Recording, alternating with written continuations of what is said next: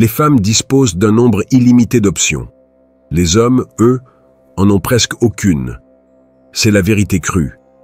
Ce n'est pas une question de laideur ou de malchance, mais bien parce que la sélection n'est pas équitable. Les femmes filtrent, testent et écartent la majorité sans y réfléchir à deux fois. Cependant, il existe une faille dans ce système.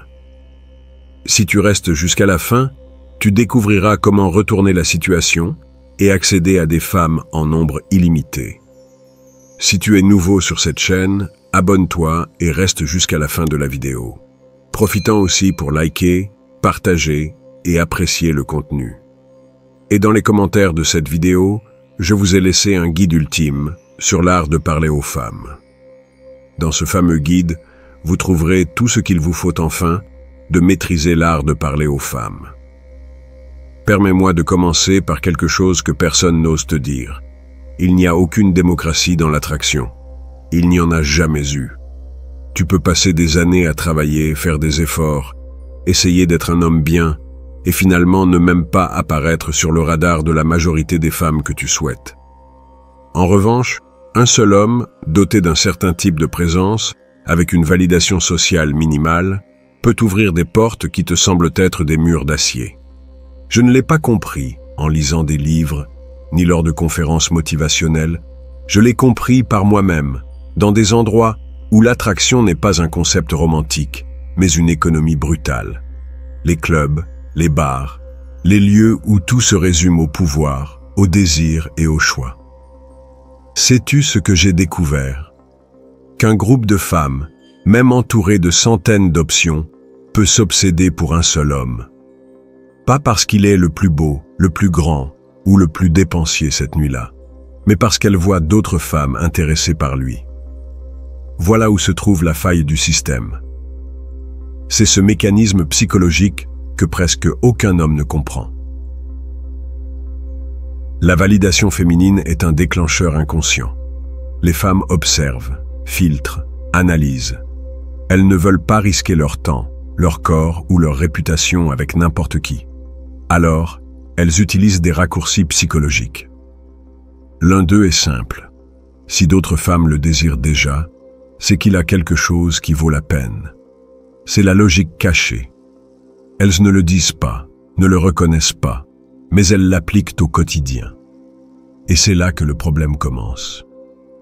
Pendant que tu luttes comme un loup solitaire, certains hommes apprennent à se déplacer en meute, à projeter une valeur sociale, et finissent par obtenir ce qui semblait impossible. Ce n'est pas que la femme soit cruelle ou superficielle, c'est une question purement biologique et psychologique. Pendant des millions d'années, les femelles humaines ont dû choisir le meilleur compagnon possible, car leur survie en dépendait. L'instinct est toujours là, déguisé sous des discours modernes d'égalité et d'amour libre. Mais le code biologique est plus fort que n'importe quelle idéologie. C'est ici que je veux que tu ouvres les yeux. La plupart des hommes vivent dans l'ignorance, croyant que les règles du jeu sont nobles et justes. Elles ne le sont pas. C'est un marché où la perception vaut plus que la réalité. Un homme avec une aura de désirabilité, même s'il n'est ni riche ni physiquement impressionnant, peut avoir plus d'accès que quelqu'un avec des qualités mais sans reconnaissance sociale. Crois-moi, les femmes ne choisissent pas seulement un homme, elles choisissent ce qu'il représente dans le groupe. C'est pourquoi tant d'hommes ordinaires échouent et deviennent amers, pensant qu'il suffit d'être une bonne personne, de payer le dîner ou d'essayer d'être poli. La vérité, c'est qu'elles ne regardent pas uniquement ce que tu fais avec elles, mais aussi comment les autres te perçoivent. Voici la partie la plus dure. Si personne ne te valide, si personne ne parle de toi, si tu ne projettes pas de valeur socialement, tu deviens invisible. Et être invisible pour un homme, c'est la pire des fins. Ce n'est pas un hasard si Machiavel parlait du pouvoir comme d'un jeu de perception. Le prince n'avait pas besoin d'être aimé de tous, mais il devait projeter force et respect. Applique cela à l'attraction. Tu n'as pas à conquérir chaque femme individuellement. Tu dois apprendre à projeter cette valeur qu'elle détecte en quelques secondes. c'est le premier pas vers un accès illimité aux options féminines.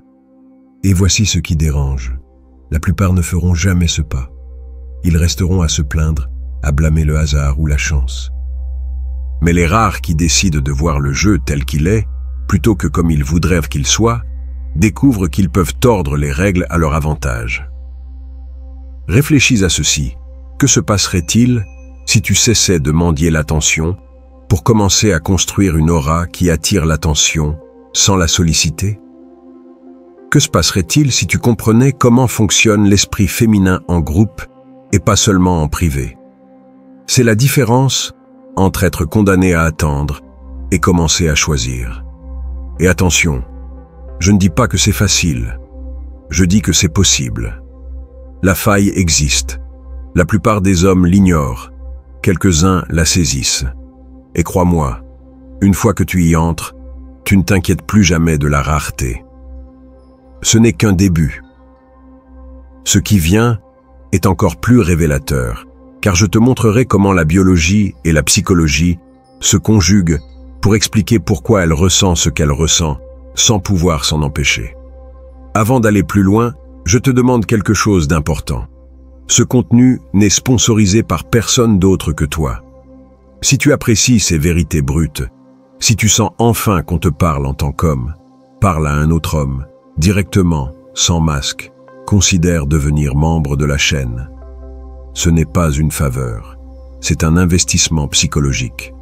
En soutenant, tu fais partie d'un cercle restreint d'hommes qui refusent de vivre dans l'ignorance. Fais-le maintenant, car ce chemin ne fait que commencer. Écoute bien. Ce que je vais te dire maintenant est difficile. Mais si tu l'assimiles, tu verras les femmes sous un autre jour à jamais. Derrière chaque sourire, derrière chaque mot doux, se cache un mécanisme biologique invisible mais implacable. Quand un homme entre dans un bar et voit une femme, son évaluation est simple et rapide. Est-ce qu'elle m'attire ou non? Mais quand une femme regarde un homme, son cerveau ne regarde pas uniquement son physique. Il décode les signaux, analyse sa posture, ses gestes, comment les autres le perçoivent. En quelques secondes, elle effectue un balayage inconscient qui décide si cet homme est un compagnon potentiel ou un rejet immédiat. Elle ne le fait pas pour jouer avec toi, c'est sa nature. Des millions d'années d'évolution ont programmé ce filtre. Un filtre qui n'est pas conçu pour être juste, mais pour choisir ce qui lui convient le mieux. C'est pourquoi je dis que l'attraction n'est pas un mystère romantique. C'est un code que l'on ne discute pas, on le déchiffre. Réfléchis-y. Pourquoi certaines caractéristiques se retrouvent dans toutes les cultures, quelle que soit la religion ou la langue? La proportion taille-hanche chez les femmes, le dos large et la mâchoire forte chez les hommes. Ce n'est pas un hasard. Ce sont des signaux biologiques universels. Il en va de même pour la perception du statut et la validation sociale. Elle peut dire qu'elle aime les hommes simples, mais si dans une même pièce un homme est entouré d'attention féminine et un autre passe inaperçu, vers qui son regard va-t-il se poser en premier? Toi et moi connaissons la réponse. Ce n'est pas par hypocrisie, mais parce que son instinct ne peut ignorer ces signaux. Cet instinct est plus puissant que la volonté consciente. Tu as sûrement déjà vu ça. Des femmes qui prétendent ne pas vouloir d'un homme compliqué, mais finissent par courir après ceux qui les traitent avec indifférence. Pourquoi?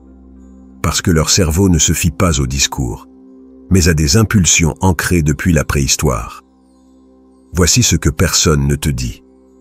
Quand tu comprends ce code, tu arrêtes de lutter contre lui. La plupart des hommes sont frustrés parce qu'ils se plaignent d'un système injuste sans apprendre à s'en servir. Mais les rares qui apprennent, qui savent projeter des signaux de valeur, n'ont pas besoin de supplier d'être remarqués. L'attention vient à eux d'elle-même. Ne te méprends pas. Ce n'est ni de la magie ni de la superstition. C'est de la science appliquée à ta vie quotidienne. Les études en psychologie évolutive l'ont démontré à maintes reprises. Les femmes sont davantage attirées par des hommes que les autres hommes respectent, et que d'autres femmes ont déjà approuvé. Si tu comprends cette dynamique, tu peux te bâtir une image avantageuse sans être le plus beau ni le plus riche. C'est là que la partie machiavélique entre en jeu. Je ne parle pas de conspirer ou de manipuler comme dans un mauvais film. Je parle de penser comme un stratège. Machiavel comprenait que le pouvoir ne repose pas sur la bonté naïve, mais sur la perception, sur comment les autres te voient, sur ta capacité à contrôler la narration de ta présence. Tu remarques comme cela ressemble au jeu de la séduction. L'homme qui maîtrise ce code ne court pas après les femmes, il les guide, les attire, les place dans son orbite sans jamais mendier. Parce que l'attraction est sociale, pas individuelle. Elle ne décide jamais seule, mais est influencée par ce qu'elle perçoit dans le groupe, par les signaux invisibles que ton comportement éveille. Je te le dis clairement, si tu es invisible aux yeux des autres, elle te percevra comme invisible. Si tu es vu comme quelqu'un de respecté, apprécié et de valeur, son cerveau l'enregistre comme un homme digne d'être convoité. C'est aussi brutal que cela. Alors, que penses-tu envoyer comme signaux en ce moment? Es-tu le type qui se fond dans la foule ou celui qui se déplace avec une présence, comme s'il savait quelque chose que les autres ignorent? Cette différence décide si tu finiras par mendier des restes ou choisir parmi plusieurs options. Et non, je ne parle pas de jouer un rôle, mais d'apprendre à montrer consciemment ce que tu as toujours eu sans jamais réussir à projeter. Le langage corporel, le ton de la voix, la manière dont tu occupes un espace sont des outils qui construisent ton image plus que n'importe quel beau discours. C'est là que commence la vraie transformation. Comprendre et appliquer ce code te fait cesser de voir l'attraction comme une loterie, pour la voir comme un jeu où chaque mouvement compte. Dans ce jeu, les stratèges ont toujours un avantage. Retiens bien ceci. Les femmes ne cherchent pas la perfection, elles cherchent des signes de valeur. Et ces signes ne naissent pas spontanément, ils se construisent. Si tu ne le fais pas, quelqu'un d'autre le fera à ta place. C'est ce savoir qui sépare l'homme qui attend toujours d'être choisi de celui qui devient la sélection. Et crois-moi, ce que je vais te révéler dans le prochain chapitre est encore plus décisif. Parce que si jusqu'ici tu as compris la biologie et l'instinct, la suite consiste à apprendre à manipuler la perception sociale comme une arme. C'est ce qui multiplie ton pouvoir d'attraction de manière apparemment injuste, mais tout à fait réelle. Prépare-toi, car c'est là que tout change radicalement. Pense à ça. Tu peux avoir la conversation, l'humour, même un certain niveau de confiance. Mais si les autres ne te valident pas, cette femme le percevra. Et pire, elle ressentira ce vide, sans pouvoir l'exprimer avec des mots. Je te le répète, c'est là que tout bascule. L'attraction n'est pas individuelle, elle est sociale. Peu importe que toi et elle soyez seuls lors d'un rendez-vous, si avant ce moment, il n'y a pas eu de signe que d'autres t'ont validé, respecté, reconnu avec une certaine autorité, ta marge de manœuvre reste très limitée. Elle peut te sourire, t'écouter et te laisser parler pendant des heures, mais son instinct la maintiendra en alerte. C'est comme si son radar interne lui disait « Si personne ne le soutient, c'est qu'il manque quelque chose ». Je l'ai vu de mes propres yeux trop souvent. Des hommes avec des phrases préparées, des vêtements chers, même des voitures de luxe, mais qui marchaient seuls, sans cercle ni appui. Le résultat ? Ils étaient perçus comme des poses, pas comme une réelle valeur. Pendant ce temps, un videur de club entouré de femmes souriantes, buvant de l'eau dans un verre en plastique, suscitait bien plus d'intérêt. Pourquoi ? Parce que la validation sociale est un miroir qui amplifie ce que tu es déjà. Si les personnes autour de toi projettent que tu as de la valeur, elle y croira avant même de le vérifier. Et cette croyance change tout. Voici la partie machiavélique du jeu. Il ne suffit pas d'être valable. Il faut que les autres te voient comme tel. Machiavel n'a jamais parlé spécifiquement des femmes, mais il savait que le pouvoir dépendait de la perception collective, pas de l'essence individuelle. Il en va de même ici. Ce qu'elle voit n'est pas ton âme, mais la narration que les autres construisent à ton sujet. Alors comment appliquer cela si tu es un homme ordinaire, sans célébrité, sans fortune excessive, sans un immense réseau social. La réponse n'est pas de compliquer ta vie, mais d'adopter des stratégies, de t'entourer de personnes qui t'élèvent. Ton entourage parle pour toi avant même que tu ouvres la bouche. Montrer que tu es déjà approuvé par les femmes ne signifie pas fanfaronner, mais simplement laisser transparaître que tu ne vis pas dans la pénurie. Parlez peu, mais projetez beaucoup. Celui qui entre dans un lieu sans crier, mais recevant saluts et reconnaissance, restera toujours plus attirant que celui qui essaie d'attirer l'attention de tous. Ces détails forment ton image sociale, ta carte de visite avant même que tu parles. Voici ce qui est intéressant. Beaucoup pensent qu'ils ont besoin d'un coup de chance, d'un moment parfait, d'une phrase magique. Non, ce qu'ils doivent, c'est construire un contexte dans lequel leur présence a déjà du poids. Dans ce contexte, n'importe quelle phrase ou geste aura 10 fois plus d'impact. Je te donne un exemple clair. Imagine que tu abordes une femme lors d'une fête. Elle t'a déjà vu parler avec plusieurs personnes, sourire, être traitée avec respect. Quand tu lui dis quelque chose, son cerveau ne voit pas une phrase isolée, il reçoit le paquet complet. C'est quelqu'un que les autres valident, qui est recherché et qui a maintenant choisi elle. Ce n'est pas une simple phrase, c'est un coup psychologique. Je te propose un exercice. Réfléchis-y, écris en commentaire ce que tu en penses, car je veux savoir comment les hommes ici pensent. Selon toi, qu'est-ce qui marche le mieux pour entamer une conversation avec une femme dans ce contexte? A. Un compliment inattendu, bref et direct. B. Une question ouverte sur un sujet qui l'intéresse. Inscris A ou B en commentaire et explique ton choix. Je veux voir quelle approche l'emporte dans cette vidéo. Cette interaction est cruciale, car elle t'oblige à penser stratégiquement, et non à improviser en espérant un miracle. Je clarifie ceci. Construire ton image sociale n'est pas un petit truc bon marché. C'est un investissement psychologique. Chaque détail compte. Les personnes qui t'entourent, la manière dont les autres réagissent à ta présence, ce que tu projettes avant même de parler. C'est cela qui fait la différence entre être invisible et être inévitable. Le chapitre suivant sera encore plus difficile, car nous aborderons un sujet que beaucoup d'hommes évitent, l'importance du leadership masculin. Je ne parle pas de crier des ordres ou d'imposer la violence, mais de la capacité à faire suivre ta direction sans le demander. Crois-moi, c'est le signal le plus puissant que l'instinct féminin détecte.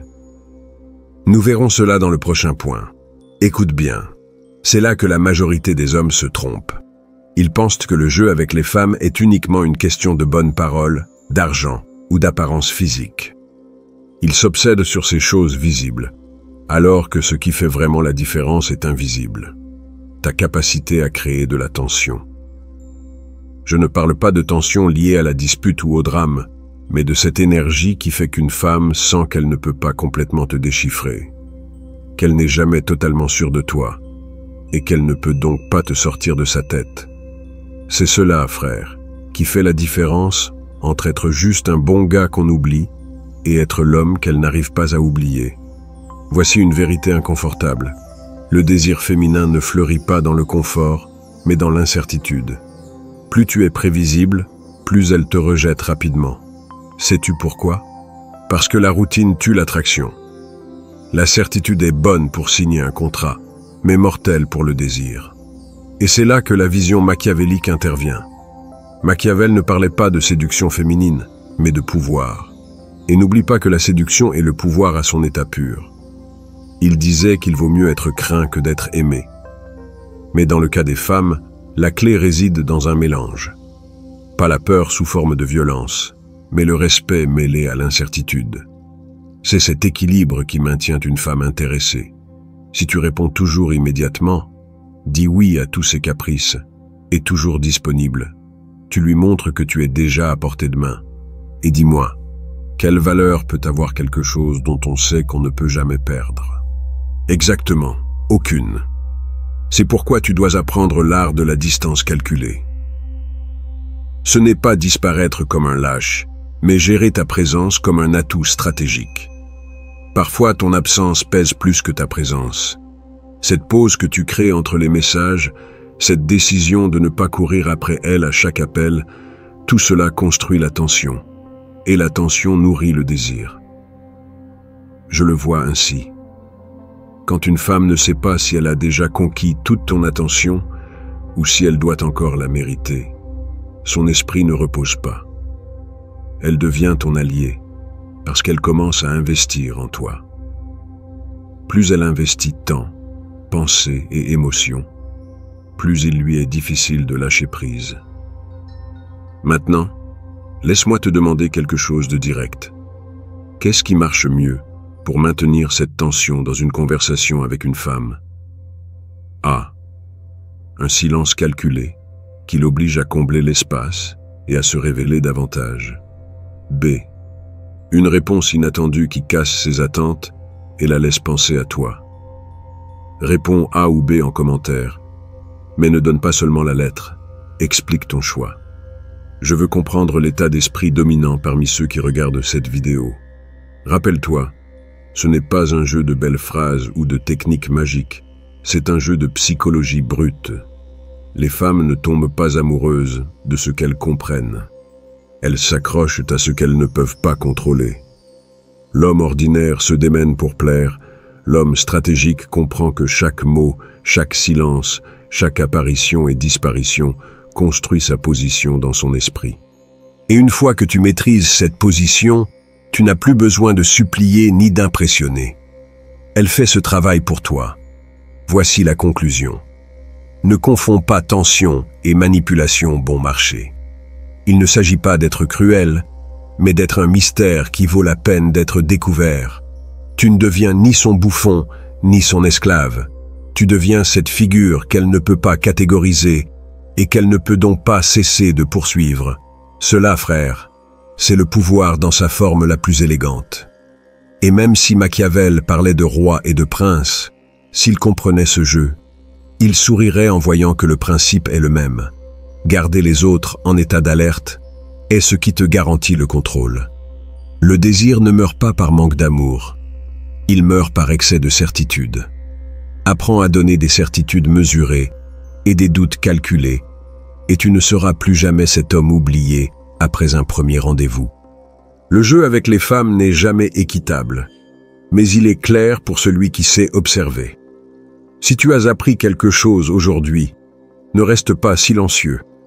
Laisse dans les commentaires un conseil qui t'a aidé avec les femmes, quelque chose qui pourrait ouvrir les yeux à un autre homme encore perdu. Au final, cette chaîne n'est pas seulement un espace de stratégie. C'est un lieu où chaque expérience compte. Et souviens-toi, le pouvoir ne se donne pas, il se prend avec intelligence.